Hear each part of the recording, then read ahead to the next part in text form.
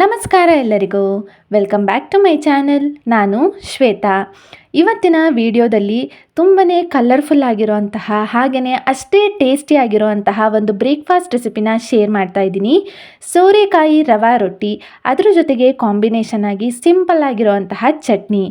ಮೊದಲಿಗೆ ಸೋರೆಕಾಯಿನ ಚೆನ್ನಾಗಿ ತೊಳ್ಕೊಂಡು ಎರಡೂ ಸೈಡಲ್ಲೂ ಕೂಡ ಈ ಥರ ಹೆಚ್ಚಿಟ್ಕೊಂಡ್ಬಿಟ್ಟು ಸಿಪ್ಪೆನೆಲ್ಲ ತೆಗೆದಿಟ್ಕೊಳ್ತಾ ಇದ್ದೀನಿ.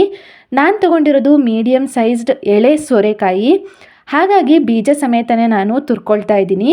ಏನಾದರೂ ಬಲ್ತಿರೋ ಸೋರೆಕಾಯಿನ ತೊಗೊಂಡಿದ್ದೀರಾ ಅಂತ ಅಂದರೆ ಬೀಜನೆಲ್ಲ ತೆಗೆದಿಟ್ಕೊಂಡು ಈ ಥರ ಸಣ್ಣದಾಗಿ ತುರ್ಕೊಂಡ್ಬಿಟ್ರೆ ಆಗೋಗ್ಬಿಡತ್ತೆ. ಈ ಥರ ಸಣ್ಣದಾಗಿ ಸೋರೆಕಾಯಿನ ತುರ್ಕೊಂಡಿದ್ದು ಆದಮೇಲೆ ನೋಡ್ಬೋದು, ನನಗೆ ಇಷ್ಟು ಸೋರೆಕಾಯಿ ತುರಿ ಸಿಕ್ಕಿದೆ.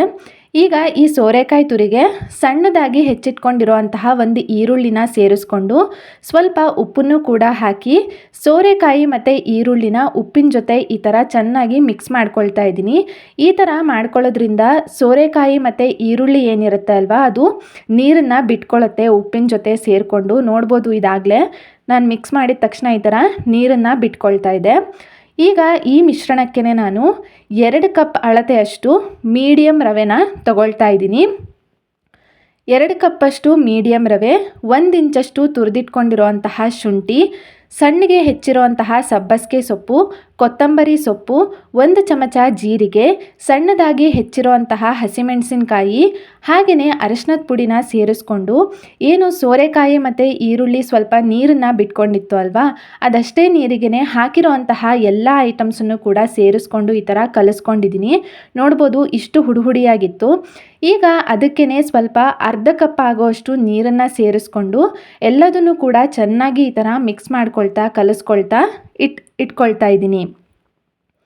ಎಲ್ಲದನ್ನು ಮಿಕ್ಸ್ ಮಾಡಿದ ಮೇಲೆ ನೋಡ್ಬೋದು, ಈ ಹದದಲ್ಲಿ ಬಂದಿದೆ ಹಿಟ್ಟು.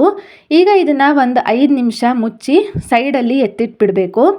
ಅಷ್ಟರಲ್ಲೇ ಸಿಂಪಲ್ ಆಗಿರುವಂತಹ ಚಟ್ನಿನೂ ಕೂಡ ರೆಡಿ ಮಾಡ್ಕೊಳ್ತಾ ಇದ್ದೀನಿ.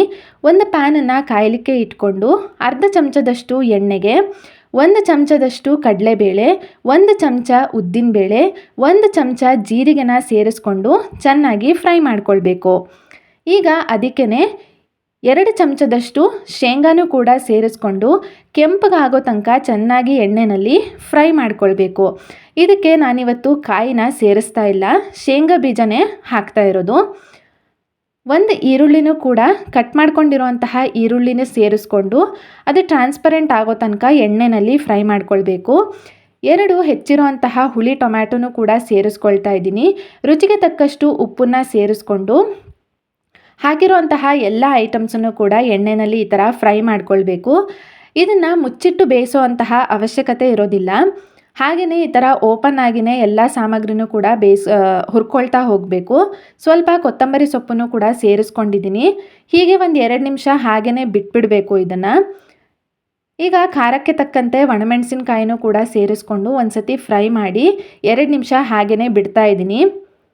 ನೋಡ್ಬೋದು, ಈಗ ಟೊಮ್ಯಾಟೊನೂ ಕೂಡ ಎಲ್ಲದೂ ಬೆಂದ್ಕೊಂಡಿದೆ. ಇಷ್ಟು ಬೇಯಿಸ್ಕೊಂಡ್ರೆ ಸಾಕಾಗತ್ತೆ. ಓಪನ್ ಆಗಿಯೇ ಇಷ್ಟು ಬೇಯಿಸ್ಕೊಂಡು ಇದನ್ನು ಕಂಪ್ಲೀಟಾಗಿ ತಣಿಲಿಕ್ಕೆ ಬಿಡಬೇಕು. ಪೂರ್ತಿ ತಣ್ಣಗಾದ್ಮೇಲೆ ಇದನ್ನು ರುಬ್ಕೊಂಡ್ಬಿಟ್ರೆ ಚಟ್ನಿ ರೆಡಿಯಾಗಿಬಿಡತ್ತೆ. ಈಗ ಇಲ್ಲಿ ನಾವು ರೊಟ್ಟಿಗೇನು ಹಿಟ್ಟನ್ನು ರೆಡಿ ಮಾಡಿ ಇಟ್ಕೊಂಡಿದ್ವಿ ಅಲ್ವಾ, ಅದು ಕೂಡ ನೋಡ್ಬೋದು ಈ ಥರ ಸ್ವಲ್ಪ ಗಟ್ಟಿಯಾಗಿತ್ತು. ಹಾಗಾಗಿ ಮೇಲಿಂದ ಸ್ವಲ್ಪ ನೀರನ್ನು ಕೂಡ ಚುಮುಕ್ಸ್ಕೊಂಡ್ಬಿಟ್ಟು ಚೆನ್ನಾಗಿ ಒಂದು ಸತಿ ಕಲಸಿ ಇಟ್ಕೊಳ್ತಾ ಇದ್ದೀನಿ. ಈಗ ಒಂದು ಕಾವಲಿನೂ ಕೂಡ ಕಾಯಲಿಕ್ಕೆ ಇಟ್ಕೊಳ್ತಾ ಇದ್ದೀನಿ. ಹೋಳಿಗೆ ಪೇಪರ್ ಮೇಲೆ ಸ್ವಲ್ಪ ಎಣ್ಣೆನ ಸವರ್ಕೊಂಡು ನಾವೇನು ಹಿಟ್ಟನ್ನು ರೆಡಿ ಮಾಡಿ ಇಟ್ಕೊಂಡಿದ್ವಿ ಅಲ್ವಾ, ಅದರಲ್ಲಿ ನಿಮಗೆ ಎಷ್ಟು ದೊಡ್ಡ ರೊಟ್ಟಿ ಬೇಕು ಅಂತ ಹೇಳಿ ಅಂದ್ಕೊಂಡಿರ್ತೀರ ಅಲ್ವಾ, ಆ ಹದಕ್ಕೆ ಸ್ವಲ್ಪ ಹಿಟ್ಟನ್ನು ತೆಗೆದುಕೊಂಡ್ಬಿಟ್ಟು ಮೇಲಿಂದ ಸ್ವಲ್ಪ ಎಣ್ಣೆನ ಹಾಕಿ ಮಧ್ಯದಲ್ಲಿ ಸ್ವಲ್ಪ ನೀರನ್ನು ಮುಟ್ಕೊಳ್ತಾ ತೆಳ್ಳದಾಗಿ ರೊಟ್ಟಿನ ತಟ್ಕೊಳ್ತಾ ಹೋಗಬೇಕು.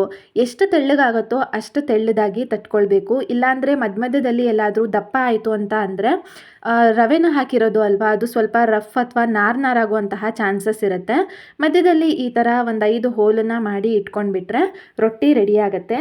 ಈಗ ಕಾದಿರುವಂತಹ ಕಾವಲಿಗೆ 1 ಚಮಚ ಎಣ್ಣೆನ ಸವರ್ಕೊಂಡು ರೆಡಿ ಮಾಡಿ ಇಟ್ಕೊಂಡಿರೋ ಅಂತಹ ರೊಟ್ಟಿನ ಹಾಕಿ ಈ ಥರ ಪ್ರೆಸ್ ಮಾಡಿಕೊಂಡು ಹೋಳಿಗೆ ಪೇಪರನ್ನು ತೆಗೆದುಬಿಟ್ಟು ಮೇಲಿಂದ ಬೇಕಾದರೆ ಸ್ವಲ್ಪ ಎಣ್ಣೆನ ಹಾಕ್ಬೋದು, ಇಲ್ಲ ಅಂತ ಅಂದರೆ ಹಾಗೇನೂ ಕೂಡ ನೀವು ಬೇಯಿಸ್ಕೊಳ್ಬೋದು. ಒಂದು ಸೈಡನ್ನು ಎಣ್ಣೆನ ಹಾಕಿ ಒಂದು 2 ನಿಮಿಷ ಮುಚ್ಚಿಟ್ಟು ಬೇಯಿಸ್ಕೊಂಡ್ಬಿಟ್ರೆ ಸೂಪರ್ ಟೇಸ್ಟಿಯಾಗಿರುವಂತಹ ಸೋರೆಕಾಯಿ ರೊಟ್ಟಿ ರೆಡಿ ಆಗಿಬಿಡುತ್ತೆ. ಈಗ ನಾನು ಇನ್ನೊಂದು ರೊಟ್ಟಿನೂ ಕೂಡ ಅದೇ ಥರನೇ ತೆಳ್ಳದಾಗಿ ತಟ್ಕೊಂಡು ಇಟ್ಕೊಳ್ತಾ ಇದ್ದೀನಿ. ನೋಡ್ಬೋದು ಈಗ ಇಲ್ಲಿ ಎಷ್ಟು ಕಲರ್ಫುಲ್ಲಾಗಿ ಕಾಣಿಸ್ತಾ ಇದೆ ಅಂತ ಹೇಳಿ ರೊಟ್ಟಿ. ಒಂದು 2 ನಿಮಿಷ ಆದಮೇಲೆ ನೋಡ್ಬೋದು ಎಷ್ಟು ಕಲರ್ಫುಲ್ಲಾಗಿ ಕಾಣಿಸ್ತಾ ಇದೆ ಅಲ್ವಾ. 2 ಸೈಡಲ್ಲೂ ಕೂಡ ಚೆನ್ನಾಗಿ ಈ ಥರ ಬೇಯಿಸಿ ಇಟ್ಕೊಂಡ್ಬಿಟ್ರೆ ಟೇಸ್ಟಿಯಾಗಿರೋಂತಹ ಸೋರೆಕಾಯಿ ರೊಟ್ಟಿ ರೆಡಿನೇ ಆಗಿಬಿಡತ್ತೆ. ಒಂಥರ ಬ್ರೇಕ್ಫಾಸ್ಟಲ್ಲಿ ಏನಾದರೂ ಡಿಲೀಷಿಯಸ್ ಆಗಿ ಮಾಡ್ಕೊಂಡು ತಿನ್ನಬೇಕು, ರುಚಿ ರುಚಿಯಾಗೂ ಇರಬೇಕು, ನೋಡೋಕ್ಕೂ ಚೆನ್ನಾಗಿರಬೇಕು ಅಂತ ಇದ್ದಾಗ ಈ ಥರ ಒಂದು ರೆಸಿಪೀಸ್ ಬೆಸ್ಟ್ ಅಂತ ಹೇಳ್ಬೋದು. ಇದಾಗಿತ್ತು ಇವತ್ತಿನ ರೆಸಿಪಿ ಸೋರೆಕಾಯಿ ರವಾ ರೊಟ್ಟಿ. ಅದ್ರ ಜೊತೆಗೆ ನಾನಿಲ್ಲಿ ಚಟ್ನಿ ಹಾಗೆ ಮೊಸರು ಬೆಲ್ಲದ ಜೊತೆ ಸರ್ವ್ ಮಾಡ್ಕೊಳ್ತಾ ಇದ್ದೀನಿ. ಹೇಗನ್ನಿಸ್ತು ಇವತ್ತಿನ ವಿಡಿಯೋ? ಇಷ್ಟ ಆಗಿದ್ರೆ ಲೈಕ್ ಮಾಡೋದನ್ನು ಮರಿಬೇಡಿ. ಹಾಗೆ ಚಾನಲ್ನ ನೋಡ್ತಾ ಇದ್ದರೆ ಸಬ್ಸ್ಕ್ರೈಬ್ ಕೂಡ ಮಾಡಿಕೊಂಡು ಸಪೋರ್ಟ್ ಮಾಡಿ. ಮತ್ತೆ ಸಿಗ್ತೀನಿ. ಧನ್ಯವಾದಗಳು.